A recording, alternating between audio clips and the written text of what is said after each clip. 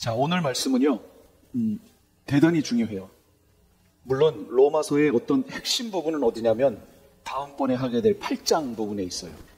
제일 중요한 부분이 거기 있는데 그 부분을 이해하고 보려면 오늘 본문이 중요해요. 오늘 본문을 제대로 이해하고 알아야 다음번에 보게 될 로마서 8장 얘기가 그때 가서 이제 이해가 되는 거예요.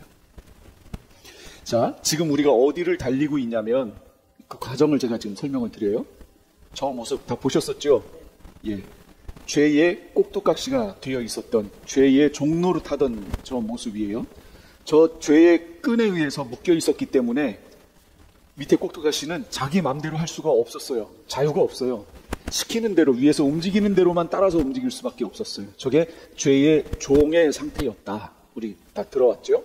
그리고 저것을 죄가 왕노릇한다. 이렇게 얘기하는 거예요. 그리고 저 밑에 있는 사람은 뭐 하는 거예요? 죄에 뭐 한다고요? 종노릇한다 라고 지금 표현하는 거예요. 이 상태가 뭐냐? 죄가 완벽하게 지금 통치를 하고 있고 저 인간이 맺는 열매는 다 죄의 열매예요. 저 상태가 바로 자연인 상태를 나타내는 거예요.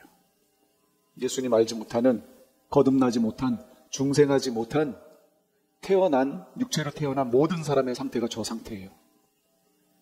그런데 예수님이 오셔서 저 끈을, 우리와 묶여있던 저 끈을 끊어주셨어요. 끊어주셔서 끊어졌어요. 우리는 어떻게 됐어요? 지금 저 끊어졌어요. 우리가 어떻게 됐어요? 그렇죠. 자유롭게 됐죠. 끈에 묶여있던 거에서 풀려났잖아요. 이제 자유롭게 됐어요. 자유롭게 됐어요. 코끼리가, 제가 어머니랑 보다 그랬나? 뭘 이렇게 TV를 보는데 코끼리를 새끼 때 두꺼운 줄로 뒷다리를 묶어서 기둥에다가 이렇게 묶어놓은대요. 그럼 코끼리가 새끼니까 작으니까 이 끈을 못 끊는다는 거죠. 그리고 거길 벗어나려고 발버둥을 이렇게 쳐봐도 끔찍도 안 하는 거죠. 그러니까 저기에 뭐가 있어도 거기를 가보려고 호기심 많게 가보려고 하다가도 탕 걸리는 거예요. 안 풀리는 거죠. 그 상태를 계속 유지해 놓으면 이제 성체가 된 어마어마한 코끼리가 돼도 거기를 줄로 이렇게 묶어놓고, 똑같은 줄로 묶어놓고 이걸 벽에 고정을 하지 않아도 그냥 그렇게 놔도 이 코끼리가 거기서 못 벗어난대요. 어려서부터 계속 여기를 못 벗어난다라는 그게 정해져 있기 때문에 학습이 돼가지고 그냥 무릎에다가 이렇게 묶어만 놔도 거길 못 벗어난대요. 그 큰 코끼리가. 이제는 그걸 묶어놓더라도 코끼리가 발로 끊어낼 수 있는 그 정도의 힘을 가졌는데도 불구하고 거길 못 벗어난다는 거죠. 우리 인간이 똑같아요. 저거 끊어졌잖아요. 끊어졌으면 이제 자유롭다고 얘기를 하죠. 무엇으로부터 자유로워요? 죄로부터 자유로워요. 그러면 이제 우리는 죄가 아닌 것에 대해서 자유롭게 우리가 할 수 있었죠. 근데 우리 인간이 그걸 못하는 거예요. 코끼리처럼. 저 묶여 있었던 때를 생각하고 거기에 익숙하게 움직이는 거예요. 죄의 종노릇 하던 때와 비슷하게 움직이는 거예요. 자, 여러분, 이 상태 다음 그림이 뭐일 것 같아요? 이 상태의 다음은 어떤 그림일 거라고 여러분 상상하세요? 요걸 거라고 상상하지 않아요? 그렇죠. 죄로부터 끊어졌으니까 이제 우리는 뭐의 종이 되는 거예요? 의의 종. 그리고 의가 우리를 통치한다. 이렇게 생각할 거잖아요. 그러면 여기서 여러분 생각해 보세요. 우리가 저 죄의 종이었을 때, 자연인 상태에 있을 때, 요 상태 말하는 거예요. 이때 의를 행할 수 있었나요? 없었어요. 행하는 것마다 뭐였죠? 죄였어요. 그래서 맺히는 열매가 다 뭐였어요? 죄의 열매였어요. 그러면 연장선상에서 이렇게 되면 여기서 맺히는 열매는 뭘까요? 의의 열매겠죠. 그리고 저 의가 우리를 다스리고 있잖아요. 우리가 그 의에서 벗어날 수 있어요? 없어요. 예전에 죄에 묶여 있을 때는 의에 대해서 전혀 생각도 못했던 것처럼 이제 이렇게 되면 우리는 자연스럽게 죄에 대해서 전혀 생각도 못해야 되는 거 아니에요. 그런데 여러분 어때요? 실상이 이상하지 않아요? 자연스럽게 일로 갔어야 되는 건데 왜 이 상태가 아니냐라는 거예요. 이 상태는 온전히 하나님이 통치하시는, 그리고 우리는 의의 종의 상태, 하나님의 완벽한 통치와 함께 의의 열매만을 맺는 그런 상태란 말이죠. 언제 이렇게 될까요?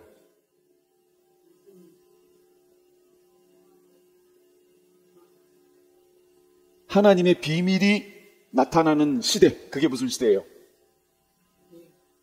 그렇죠. 메시아 왕국. 이건 메시아 왕국에서 이루어지는 시대 모습이에요.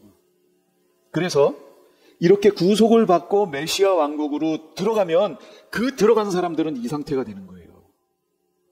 그 사람들은 그 안에 들어가서 죄를 지을 수가 없어요. 메시아 왕국에서 죄를 짓지 않아요.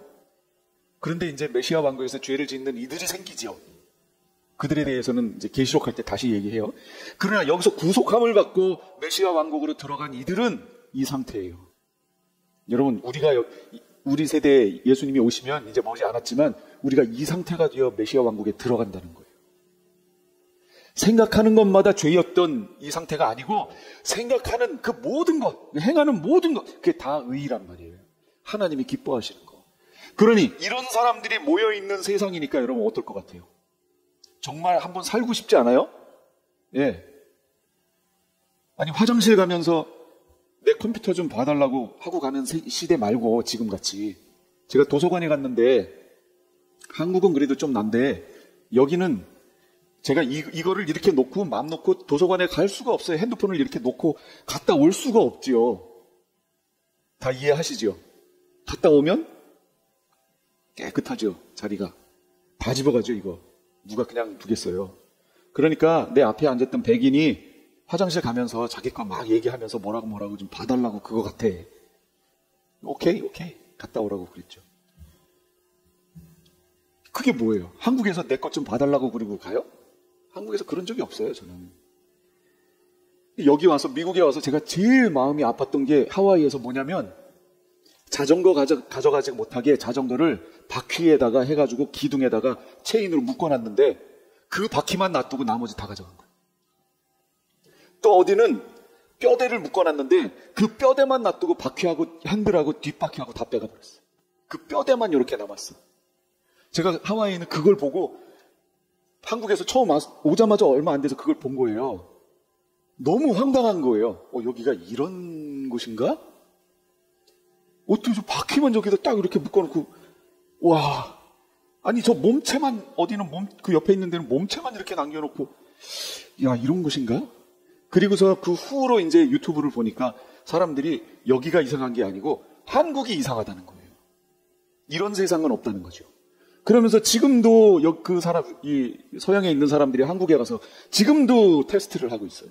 카페에 가서 핸드폰하고 이런 거 놓고서 한참 10분 정도를 돌고 와가지고 만약에 카메라가 끊기면 조작했다고 할 것 같으니 끊지 않고 그냥 계속 롱타임으로 찍어가지고 한 10분 후에 다시 들어가 보는 거예요. 그 자리에. 그럼 멀쩡히 다 있어요. 그러니까 여기는 정말 살만한 곳이라고 하면서 한국을 소개하는 그런 유튜브도 내용들이 많잖아요. 그런데 이 메시아 왕국은요, 그건 비교도 안 돼요. 비교도 안 돼. 여러분. 얼마나 행복할 곳인지 여러분 그곳을 꿈꾸시면서 사시기 바랍니다. 그런 곳에 우리가 갈 거예요. 거기는 담이 없어요. 담이. 담은 뭐예요? 경계를 삼기 위한 거잖아요. 막으려고. 근데 거기는요, 담이 없어요. 오픈. 있더라도 문이 안 잠겨요. 오픈. 누구든지 자기가 뭘 만들면 그대로 갖다가 다 나눠주고 또 선물로 받고 계속 나눔이 있는 곳, 사랑이 넘치는 곳, 그곳이 될 거라고요. 소망이 생기시나요? 예. 그런데 지금 이 상태라고 우리가 착각을 하는 거예요. 지금 아니라니까요. 이거 메시아 왕국이라고요. 그럼 지금은 어떤 상태예요? 이 상태잖아요. 죄에 대해서도 끊어져 있고 의에 대해서도 끊어져 있어요. 끊어져 있다는 게 뭘 의미하는 줄 아세요? 이걸 말하는 거예요. 자유의지를 말하는 거예요. 지금 우리는 과도기에 놓여 있는데 이 과도기의 특징은 뭐냐면 자유의지란 말이죠. 죄에 대해서도 반응하고 의에 대해서도 반응할 수 있는 이 상태. 이게 인권 좋아하는 사람들한테는 되게 좋은 얘기죠. 자유의지. 내가 뭔가 할 수 있다는. 그런데 신앙을 지켜나가는 우리 입장에서 보면 그냥 저 죄가 끊겨진 거는 좋은데 의에 대해서는 그래도 한두 개 선은 좀 연결해 주셨으면 좋겠어요. 네. 다는 아니더라도 한두 개 선은 조금 연결해서 저 멀리 가면 그냥 쭉 당겨 주셨으면 좋겠어요. 그런데 우리에게 자유의지를 주신 상태란 말이죠. 자유의지가 회복되어 있는 상태. 이 상태에서는 무엇이 필요하냐면 성령의 도우심과 인도가 있어야만 하는 상태예요. 성령의 도우심과 인도하심. 이것이 없으면 어떻게 돼요? 비참한 상태가 돼요. 아주 비참합니다. 지금 우리는 죄의 열매도 맺을 수 있고 의의 열매도 맺을 수 있는 그런 상태로 지금 지내고 있다. 그래서 이거는 뭐냐? 거듭난 후의 상태. 거듭난 후의 상태예요. 아까 처음에 저 죄로 연결되어 있는 상태는 자연인 상태의 모습이었어요. 그리고 의에게 연결되어 있던 상태는 메시아 왕국에서의 모습이라고 얘기할 수 있어요. 자, 이걸 왜 구체적으로 이렇게 자꾸 제가 설명을 하냐면 오늘 본문으로 한번 가보세요. 아까 다 읽으셨잖아요. 시작하는 바람에 그냥 다 읽으셨잖아요. 오늘 본문을 여러분 지금 읽으셨는데 오늘 본문이 거듭난 후의 상태의 모습인지 거듭나기 전의 상태의 모습인지 여러분 어떻게 생각하세요? 거듭난 후예요? 자, 거듭나기 전의 모습이다. 다 거듭난 후라고 지금 얘기하시는 거예요? 보세요. 14절에 보면 죄 아래 팔린 몸입니다. 그러잖아요. 여기는 또 전이에요? 그럼 중간에 가다가 거듭난 거예요? 처음엔 아닌데 중간에 가다가 거듭난 거예요? 이게요, 쉽게 우린 넘기잖아요. 이거 거듭난 후잖아. 라고 볼 수도 있고, 아니다. 라고 할 수도 있는데, 이 부분을 가지고요, 신학자들 사이에, 그리고 교회사 역사 속에서 이견들이 있어요. 뭐냐면, 이건 거듭나기 전이다. 이렇게 주장하는 사람들이 있어요. 1차적으로 여기서 나는 육정의 메인 존재로서 죄 아래 팔린 몸입니다. 할 때 나는이 누구를 말하는 거예요? 네, 바울 말하는 거예요. 그러면서 이 전체적인 내용이 이건 바울이 거듭나기 전에 자신의 모습을 설명하는 거다. 이렇게 성경을 보는 사람들이 있습니다. 누구냐면 초기 교부들, 예를 들면 터툴리안, 오리겐, 그 다음에 어거스틴도, 그 다음에 현대로 오면 로델보스라고 하는 학자가 있고요. 한국인으로 치면 최갑종 교수, 이한수 교수, 홍인기 교수 이런 사람들이에요. 최갑종 교수님은 누군지 아세요? 저희 백석 신학대학원 신학학 교수님이에요. 저희 은사님이시죠. 그분도 이거 거듭나기 전이다 이렇게 얘기하세요. 그 다음에 이한수 교수나 홍인기 교수 이런 분들은 지금 사당총신 신대원 교수님들이세요. 신학학 교수님들이세요. 유명한 분들이에요. 이분들은 다 개혁주의 신학을 하는 분들이고 신학계에서 거물에 해당하는 분들이에요. 은퇴하신 분들. 그런데 이분들은 이게 거듭나기 전의 모습이다 이렇게 설명합니다. 그러면 이게 그리 쉬운 문제는 아니죠. 이런 분들이 지금 이건 거듭나기 전의 모습이다 이렇게 주장하니까. 그 근거는 뭐냐면 제가 조금 전에 읽었던 14절에 나는 육정의 메인 존재로서 죄 아래 팔린 몸입니다. 거듭난 이들에 대해서 이런 표현을 사용할 수 없다라는 거죠. 죄에 팔렸다라는 이런 표현을 믿음과 성령의 지배 밖에 있는 이들을 가리킬 때 이렇게 성경에서 표현한다. 그러므로 여기 이 본문 14절부터 25절까지 이 모습은 거듭나기 전 자연인 상태에 있을 때의 모습이다. 이렇게 주장하는 거예요. 그런데 아니다. 거듭난 후의 모습이다. 이렇게 주장하는 학자들도 있어요. 옛날로 거슬러 가면 암브루시우스, 어거스틴의 스승 얘기하는 거예요. 그 다음에 후기 어거스틴, 초기 이때는 아까는 전이다 그랬죠. 거듭나기 전. 근데 후기 이제 어느 정도 성숙한 그 어거스틴이 됐을 때는 이건 거듭난 후의 모습이다. 이렇게 얘기하고 종교 개혁자들 그들이 이건 거듭난 후의 모습이다. 이렇게 설명해요. 그럼 왜냐? 성경적으로 근거가 뭐냐? 18절, 21절, 22절에 선을 행하려는 의지는 있으나 나는 선을 행하려고 하는데 나는 속사람으로는 하나님의 법을 즐거워하나 이런 내용들 때문에 그렇다는 거예요. 거듭나지 못한 사람이 선을 행하려는 의지를 가지고 있는가? 여러분 어떻게 생각해요? 없지요. 없다고 그랬잖아요. 아까 죄끈에 다 묶여 있다고 그랬잖아요. 선을 행하려는 의지가 없어요. 이런 선을 행하려는 의지를 갖고 있다는 그 의지를 뭐라고 한다고요? 그렇죠. 그걸 자유의지라고 얘기한다고요. 그걸 자유의지. 거듭나야만 주어지는 자유의지. 더 나아가 거듭나지 못한 사람이 하나님의 법을 즐거워할 수 있어요? 없어요. 거듭났기 때문에 하나님의 법을 즐거워하는 거예요. 거듭났기 때문에 하나님의 말씀을 보려고 하고 그 말씀에서 감동을 느끼고 그 말씀을 통해서 뭔가 하나님이 주시는 뭔가의 메시지를 깨닫기 시작하는 거죠. 다윗의 예를 들어볼게요. 시편 38편 4절에 내 죄악이 내 머리에 넘쳐서 무거운 짐 같으니 감당할 수 없나이다. 그러니까 지금 다윗이 죄악이 자기 머리에 넘쳐서 이거 도저히 감당할 수 없다는 거예요. 다른 사람이 아니고 누가요? 다윗이. 그럼 다윗이 구원받지 못한 사람이에요? 아니잖아요. 또 시편 40편 나의 죄악이 내게 미침으로 우러러 볼 수 없으며 죄가 나의 머리털보다 많음으로 내 마음이 사라졌음이니이다. 이것도 다윗의 고백이에요. 51편 3절 대저 나는 내 죄가를 아오니 내 죄가 항상 내 앞에 있나이다. 시편 65편 3절 죄악이 나를 이기었사오니. 죄에 대해서 다윗이 이렇게 표현한다고요.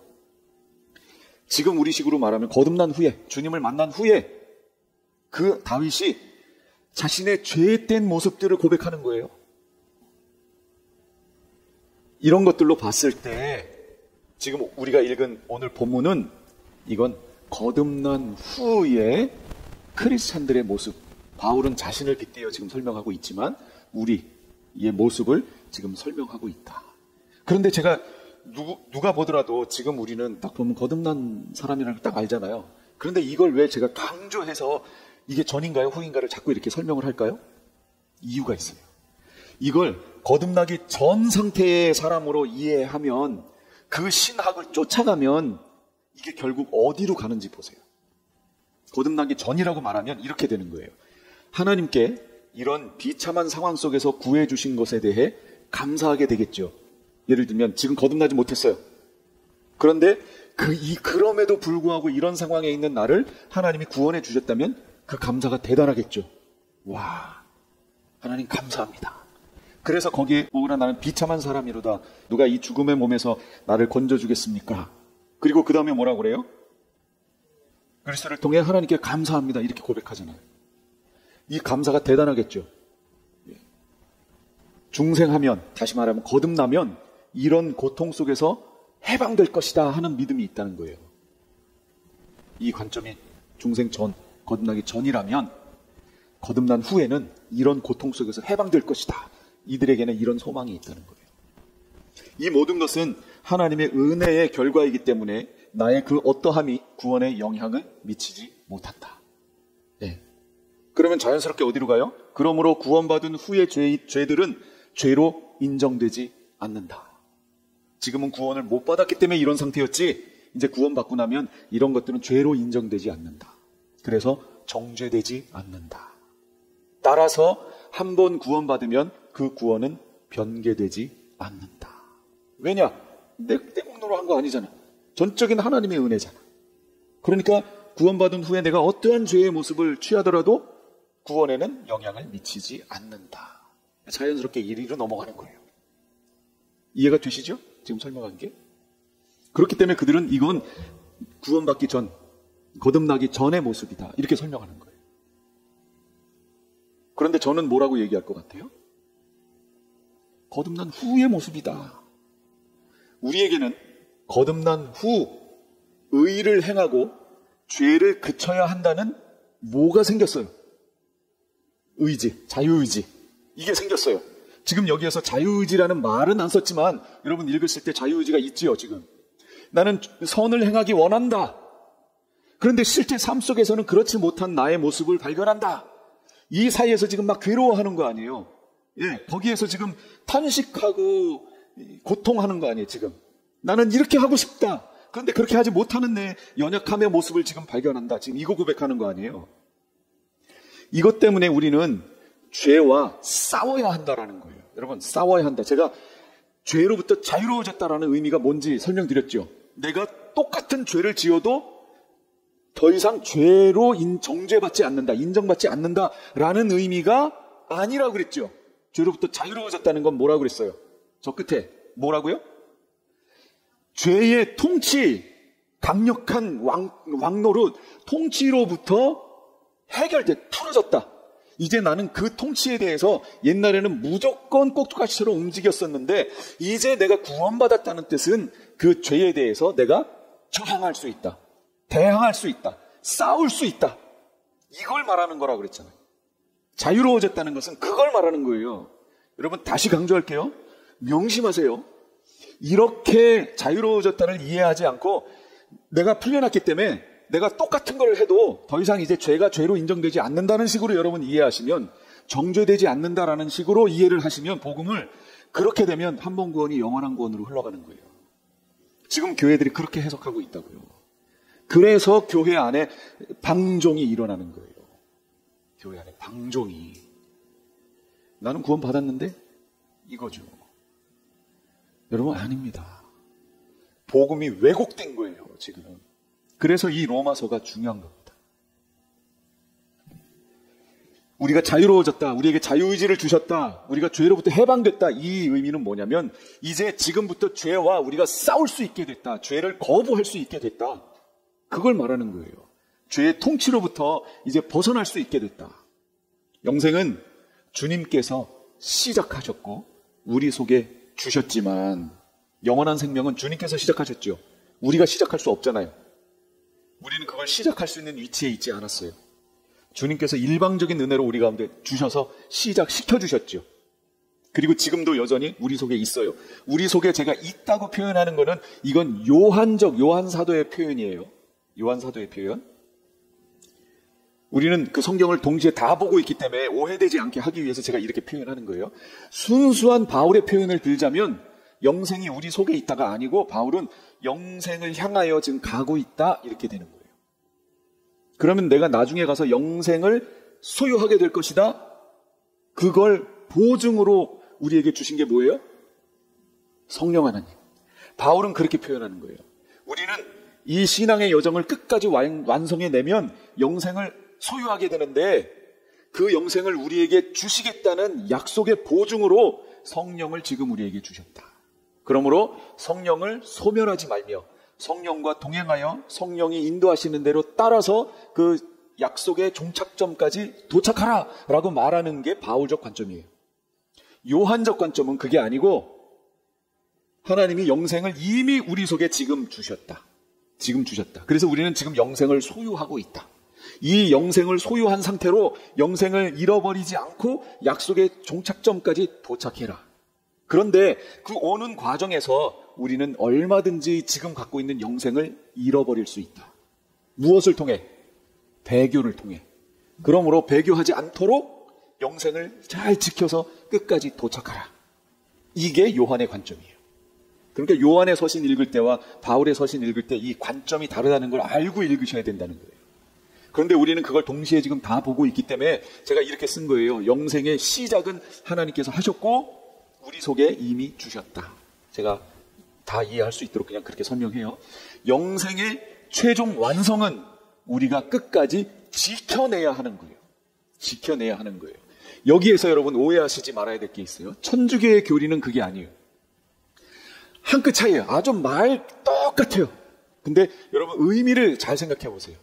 천주교에서의 교리는 반펠라기우스 교리예요. 반펠라기우스는 왜 나왔냐면 어거스틴과 펠라기우스의 논쟁이 있었잖아요. 어거스틴은 100% 주권적으로 하나님의 은혜로 주어지는 것 이렇게 얘기하고 펠라기우스는 그게 아니고 우리가 의지적으로 해내야 하는 것. 근데 그 당시에 이 논쟁이 일어나면서 종교회의를 거쳐 펠라기우스는 이단이야 하고 쫓아내버렸어요. 어거스틴의 얘기가 성경적으로 옳다라고 인정을 받았어요. 교회사 속에서. 그런데 그렇게 놓고 봤는데 성경을 읽다 보니 아니 우리 인간의 의지도 성경에는 나오는데 이렇게 된 거예요. 이걸 완전히 펠라기우스 얘기를 빼버리니까 성경 해석이 이상하게 되는데 지금 그거예요. 그래서 어떤 다른 부류가 생겼어요. 반 펠라기우스가 생긴 거예요. 반은 어거스틴 하나님 주권 교리, 반은 펠라기우스 인간의 자유의지 교리. 이거 반반 섞어놓은 거예요. 그런데 섞었는데 어떻게 섞였냐면 50대 50으로 섞인 거예요. 그래서 구원은 하나님이 50 하시고 우리가 우리 의지로 50을 채워서 100을 만들어야 구원이 완성된다. 이렇게 보는 거예요. 이게 천주교의 교리예요. 그래서 하나님이 우리에게 50을 시작하셨다. 이제 우리는 어떻게 해야 돼요? 그 나머지 50을 어떻게 해야 돼요? 해내야 돼요. 행위로 해내야 돼요. 그런데 이 땅에서 그걸 다 이뤄내지 못했어요. 50을 못 채웠어요. 그럼 그 사람 어디 가요? 예, 연옥에 가는 거예요. 연옥에 가서 나머지 채우지 못한 50 부분을 채워야 돼요. 그걸 채워야 이제 드디어 천국으로 가게 되는 거예요. 그래서 이 땅에 있을 때 천주교인들은 그 50을 채우기 위해서 행위가 실상 기독교인들보다, 개신교 기독교인들보다 훨씬 좋아요. 그렇지 않아요? 정말로 좋아요. 오히려 그들은 칭찬을 받아요. 우린 다 욕을 먹는데. 최근 드라마들 중에도 저 사람 이미지가 안 좋은 이미지 배역이에요. 그런데 갑자기 할렐루야 하고 막 이렇게. 저는 그럴 때마다 속이 너무 상하는 거예요. 이제는 세상 사람들로 하여금 기독교인들은 그 이미지예요. 그 이미지. 박혔어 그렇게. 좋은 이미지가 아니에요. 그런 걸 보면 참 안타까워요. 그런데 지금 제가 말하는 거는 하나님이 하시는 일 100, 우리가 해야 하는 일 100을 말하는 거예요. 50대 50이 아니고 100 전체를 말하는 거예요. 구원은 하나님의 사역이에요. 믿으시나요? 하나님이 시작하셨고 하나님이 끝까지 이루어 나가시는 사역이에요. 그럼 우리는 손 놓고 그냥 이렇게 있으면 되는 거예요? 아니요. 우리가 손 놓고 있으면 안 돼요. 왜냐하면 하나님은 그 구원의 완성을 우리를 통해서, 우리 각자 개개인을 통해서 하나님이 이루어 가시거든요. 그걸 완성하시거든요. 그 부분이 바로 다음에 보게 될 로마서 8장 얘기예요. 자, 오늘은 거기까지 가면 이제 더 길어져요. 그러니까 여기서 잠깐 자르고 그 부분이 로마서 8장 12절에서 13절 그 부분이 이제 등장하게 되는 거죠. 이건 다음번에 제가 자세하게 설명을 할게요. 그러므로 형제들아 우리가 빚진 자로 돼 육신에게 져서 육신대로 살 것이 아니니라. 너희가 육신대로 살면 반드시 죽을 것이로되 영으로서 몸의 행실을 죽이면 살리니. 이 말씀이 그래서 등장하는 거예요. 오늘 말씀이 정확히 마음속에 새겨져야 된다는 거죠. 그러니까 오늘은 뭐냐면 구원받은 후, 거듭난 후, 중생한 후의 크리스찬들의 모습을 지금 바울이 나는 이라는 1인칭 시점으로 가르쳐 주는 거예요. 여러분 성경을 쭉 보셔서 알지만 그 중생한 후에 우리의 모습이 어때요? 여러분 잘 보세요. 여기에 글이 시원한가요? 여기 지금 보시면 18절에 선을 행하려는 의지는 있으나 그것을 실행하지는 않으니 이런 얘기.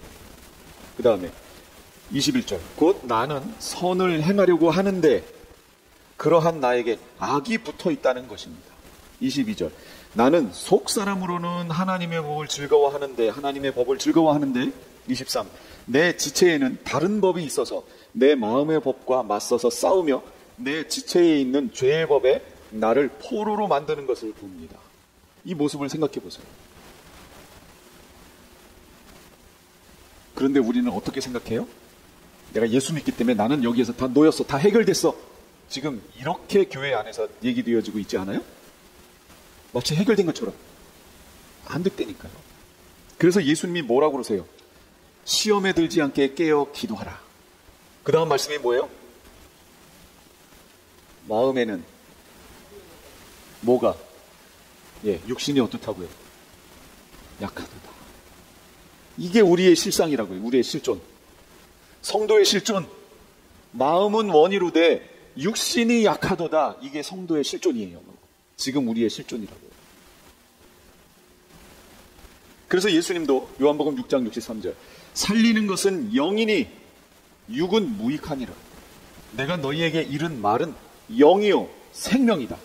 여러분 이 말씀은 잘 주의해서 들어야 되는 내용이에요. 저는 이원론 얘기하는 거 아니에요. 영은 거룩하고 육은 더럽다 하는 영지주의를 지금 말하는 게 아니에요. 그렇게 들으시면 오해하시면 안 돼요. 이거는 영지주의를 변호하는 말씀이 아니에요. 주님께서 우리 이 땅에서 지금 살리고 싶으신 건 뭐냐면 영이에요. 영. 여러분 거듭나는 게 뭐가 거듭나는 거예요? 다시 태어나는 거예요. 영이 태어나는 거예요. 영. 육체가 태어나는 게 아니에요. 육체가 태어나는 거라고 착각한 사람이 누구예요? 니고데모가 뭐라고 그랬어요? 예, 이렇게 나이가 먹고 늙었는데 어머니 뱃속에 다시 들어가서 태어날 수 있습니까? 이렇게 지금 얘기했잖아요. 예수님은 아니 살리는 건 영이라고. 영. 육으로 태어난 건 육이고 영으로 태어난 건 영이라고. 그 영을 지금 살리고 싶어 하시는 거예요. 그게 거듭남. 그 영이, 죽음은 관계가 단절된 거라고 그랬잖아요. 우리가 하나님께 대하여 죽었다라는 것은 뭐가 단절된 거예요? 뭐하고 뭐가? 예, 우리의 영과 하나님의 영이, 하나님은 영이시니까 관계가, 하나님의 영과 우리의 영이 관계가 단절된 거, 이걸 죽었다고 표현한다고 그랬죠. 인간이 죽었다는 뭐라고요? 내 영과 내 육체의 관계가 단절된 거, 이걸 죽었다고 표현하잖아요. 그런데 내 영과 내 육체는 살아있죠. 관계가 있잖아요. 우리 살아있잖아요 지금. 근데 우리는 죽어서 태어난다면서요. 그럼 뭐가 죽어 태어난 거예요? 내 영이. 그 얘기는 뭐라고요? 하나님과의 관계가 단절되어 태어났다고. 그래서 거듭난다는 얘기는 내 영과 하나님의 영이 다시 살아났다. 그러니까 살리는 건 뭐예요? 영이에요. 육을 살리는 게 아니라고요. 살리는 건 영이라고요. 그럼 거기서 끝이에요? 주님이 원하신 게 그거였어요 그냥? 아니 그러면 이미 살아났으니까 그냥 데려가시면 되죠. 근데 왜 안 데려가시죠? 살리는 건 영이 맞는데, 그래서 여러분 영혼 구원이라는 그런 말 쓰시면 안 돼요. 우리의 구원은 전인격적 구원, 전인적 구원인 거지 영혼 구원이 아니에요. 영혼만 구원하는 게 아니에요. 우리를 여기에 살려두신 것은 전인적 구원을 위해서 우리를 살려두시는 거예요. 무슨 얘기냐면 살아난 영이 하나님과의 온전한 교제 속에서 점점 하나님의 형상을 닮아가면 이어서 따라서 변하는 게 뭐예요?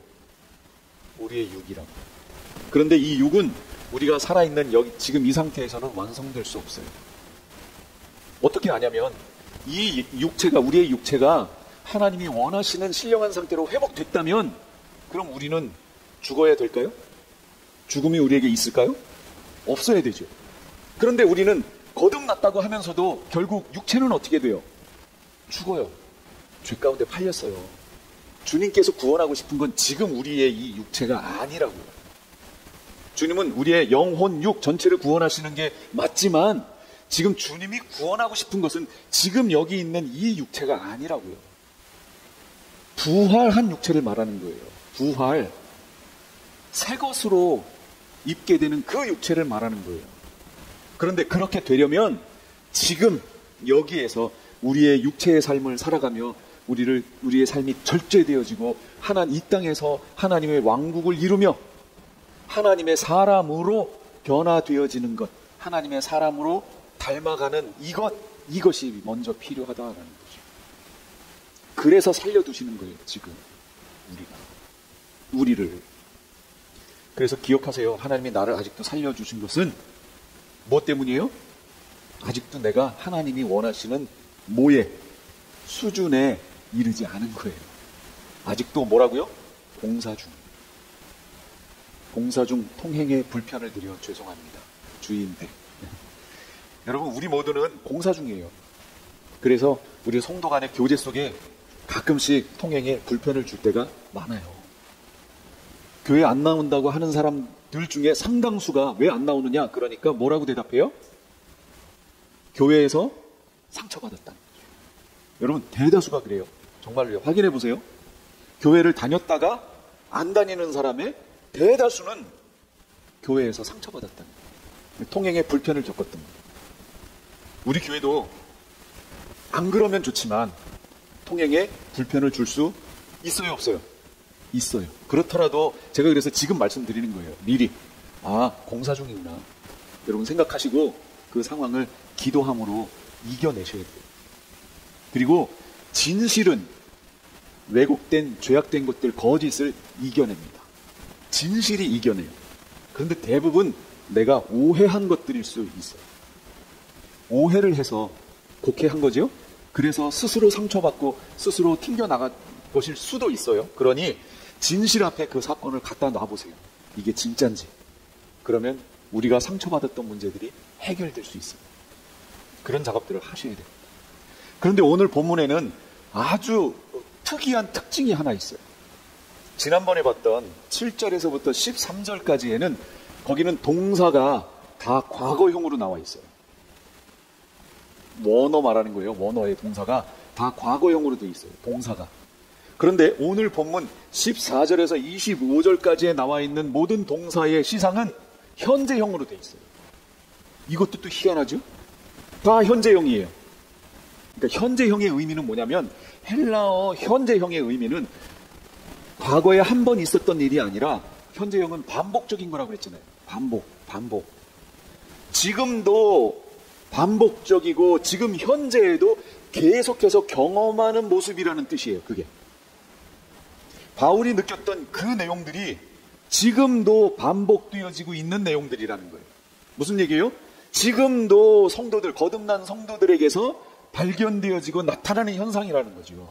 여기 7장 14절에서 25절 오늘 읽으신 그 본문의 내용은 모든 성도가 한결같이 똑같이 느끼고 있는 내용이라는 거예요. 그래서 모든 성도는 어떻게 고백해야 되냐면 나는 참 비참하다. 어떻게 나 이거밖에 안 되지?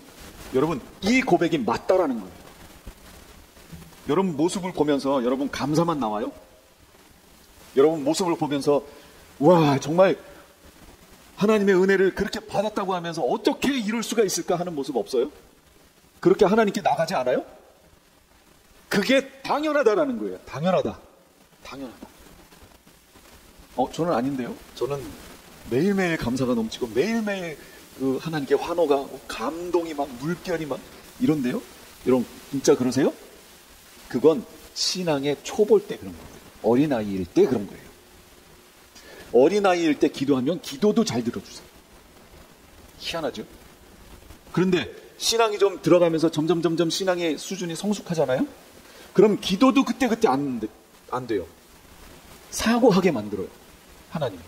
말씀 안에서 사고하게 만들어요. 옛날에는 그냥 하나만 해도 그냥 다다다다다 다 아주 쉽게. 그런데 이제는 성숙하기를 원하시는 거예요. 그래서 신앙 안에서 사고하라는 거예요.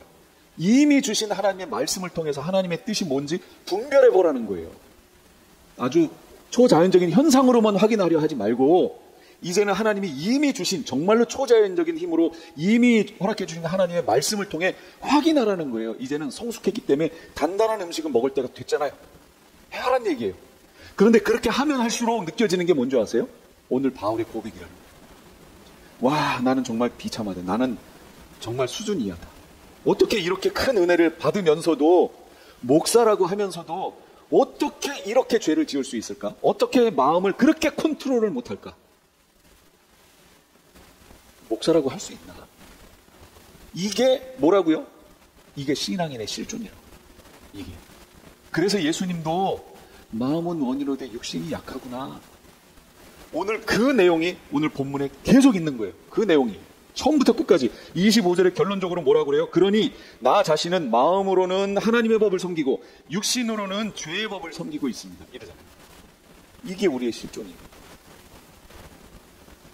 이렇게 고백할 수밖에 없어요. 그런데 오늘 본문에서 다 현재형이라고 그랬잖아요. 예를 들어 볼게요. 14절에 율법은 신령하다. 이 현재형이에요. 신령하다예요. 언제까지요? 계속해서.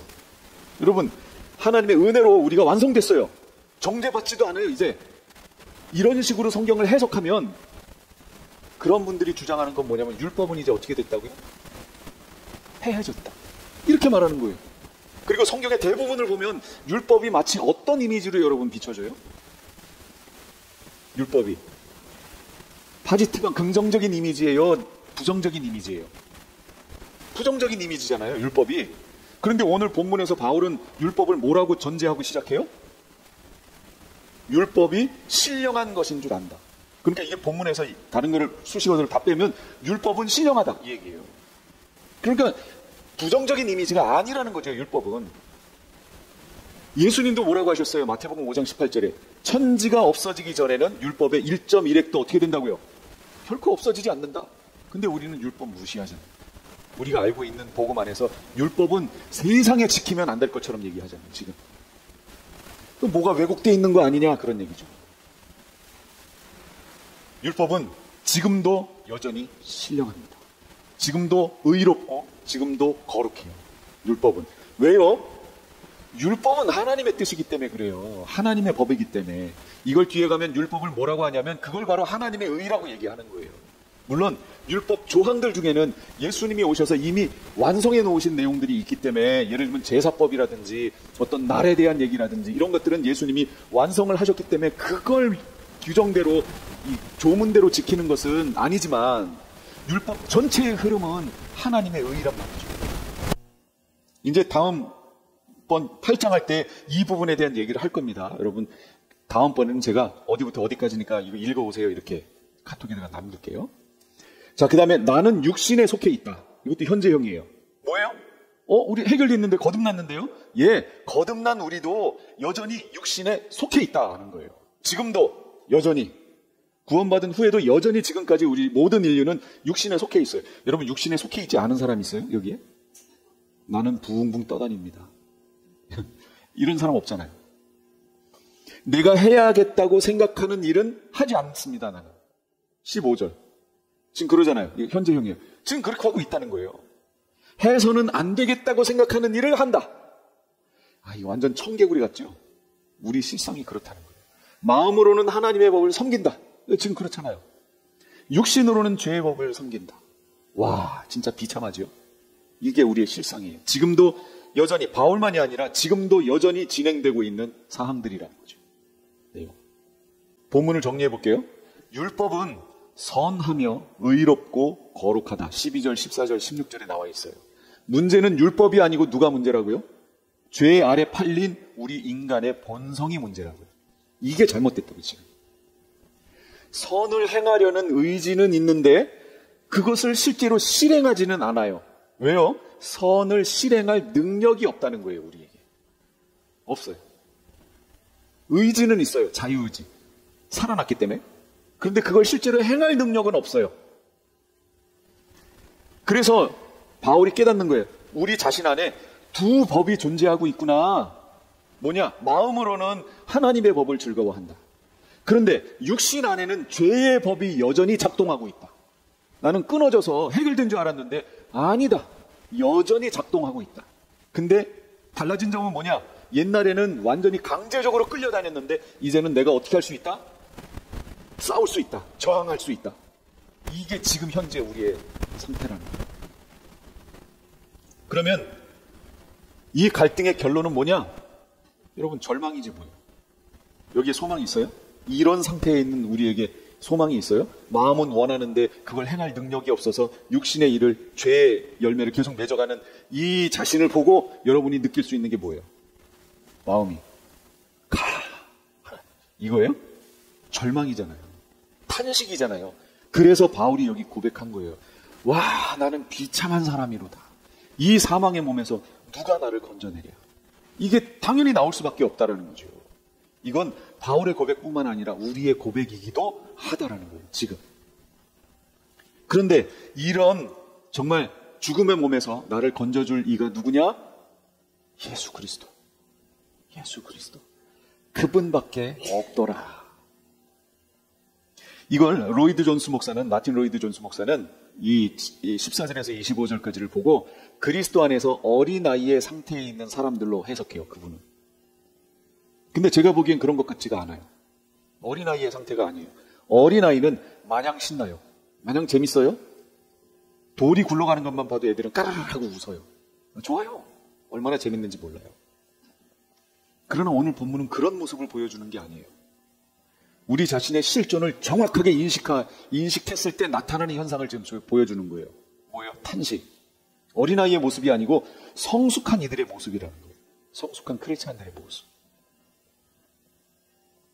바울의 예를 들어볼게요. 바울이 성숙해갑니다. 고린도전서 15장 9절. 나는 사도 중에 지극히 작은 자라. 에베소 3장 8절. 나는 모든 성도 중에 지극히 작은 자보다 더 작은 자다. 디모데전서 1장 15절. 이 디모데전서는요, 바울이 순교하기 전에 썼던 목회서신 3개가 있어요. 디모데전서, 디도서, 디모데후서. 디모데후서를 쓰고 순교했거든요. 그런데 이걸 쓴 그 기간이 얼마 차이가 안 나요.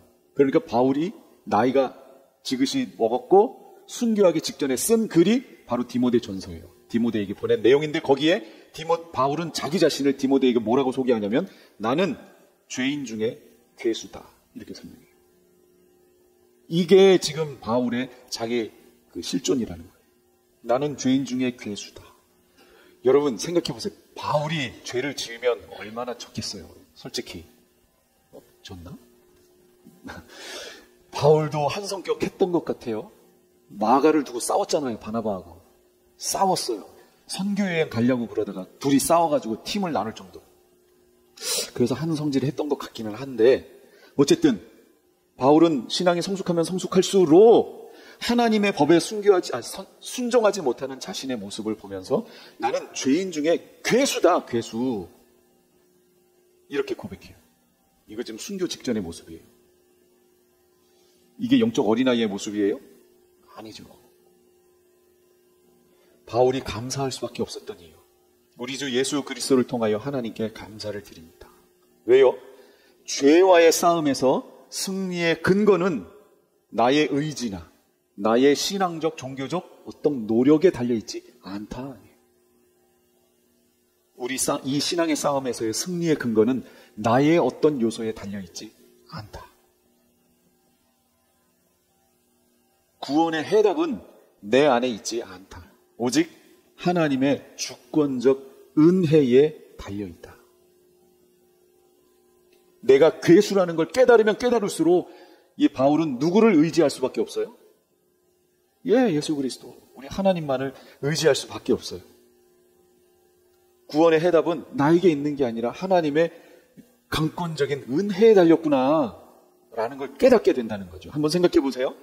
마음만 있고 선을 행할 능력은 없어서 탄식하는 인간 자신에게, 그런 우리에게 구원의 문제를 맡긴다면, 네가 이렇게 하면 구원의 완성을 줄게 라고 한다면 구원을 얻을 사람이 있을까요? 없어요. 없어요. 그래서 이런 우리에게 해결책을 주시는 거예요. 그건 바로 예수 그리스도이시며, 이미 거듭난 우리가 그 구원의 완성의 길로 갈 수 있도록 우리를 내버려 두시지 않고 우리에게 누구를 주시는 거예요? 성령 하나님. 성령 하나님. 그 성령 하나님을 주셔서 성령 하나님을 어떻게 하라고요? 쫓아오라고, 따라오라고. 그러니까 구원의 시작을 하나님께서 하셨고 구원의 완성을 향하여 가는 그 여정도 누가 하고 계신 거예요? 하나님이 하고 계신 거예요. 성령 하나님을 보내서. 그러니 이런 탄식한 후에 이 복음의 진리를 깨닫고 나면 우리는 어떻게 할 수밖에 없어요? 하나님께 감사할 수밖에 없어요. 아, 나에게 달린 게 아니구나. 하나님이 시작하셨고 하나님이 그걸 이루어 가시는구나. 지금 성령 하나님을 통해서. 그러니까 바울이 계속해서 주장하는 게 뭐예요? 성령 충만하라. 성령을 소멸하지 말라. 성령 충만을 위해 서로 중보하라. 계속 이걸 강조할 수밖에 없는 거예요. 신앙의 깊이는 내가 얼마나 선하게 사는가 여기에 달려있지 않아요.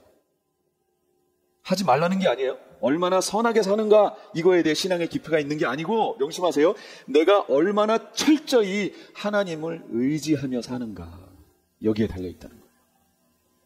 내가 얼마나 선한 일을 해야지가 거기에 있는 게 아니고, 내가 얼마나 하나님을, 메시아를 의지하는가 여기에 달렸다는 거예요. 그러니까 우리의 기도는 뭐가 되어야 하냐면 주님을 의지하게 해달라고 기도하셔야 되는 거예요. 그건 어린아이가 하는 게 아니에요. 사람들은 조롱하기 위해서, 크리스찬들은 자기가 자발적으로 할 수 없느냐? 맨날 기도해서 의지하는 것밖에 할 수 없느냐? 예, 우리가 할 수 있는 건 그것밖에 없어요. 주님을 의지하는 거예요. 우리의 실존은 우리 힘으로는 안 된다는 걸 깨닫는 것밖에 없어요. 그러니 우리가 할 수 있는 건 철저하게 처음부터 끝까지 우리 하나님을 의지하는 거예요. 그거밖에 없어요. 그래서 마지막에 주님 앞에 갔을 때 잘했다 칭찬하시면 우리는 할 수 있는 게 뭐예요? 인생을 돌아보니 하나님, 제가 한 게 하나도 없어요. 이거 주님을 의지해서 다 했잖아요. 주님께서 해주셨잖아요. 그러니까 면류관을 내서 주님께 드릴 수밖에 없는 거예요. 이거 내 거 아니라고. 이게 우리의 모습이 되는 거죠. 여러분, 주님을 끝까지 의지하시고 어떤 일이 있어도 우리의 실상 보셨죠? 우리는 그래요. 마음은 있는데 실제 하는 건 정말 황당한 거예요. 황당한 거. 이거 사람들한테 얘기하면 야, 목사가 저게 목사야? 이런 상태라고요. 저만 그래요? 여러분은 안 그래요? 예. 그 상태예요. 그 상태. 우리 힘으로는 안 돼요. 주님을 의지함으로 승리하시는 우리 성도님들 다 되시기 바랍니다. 기도하겠습니다.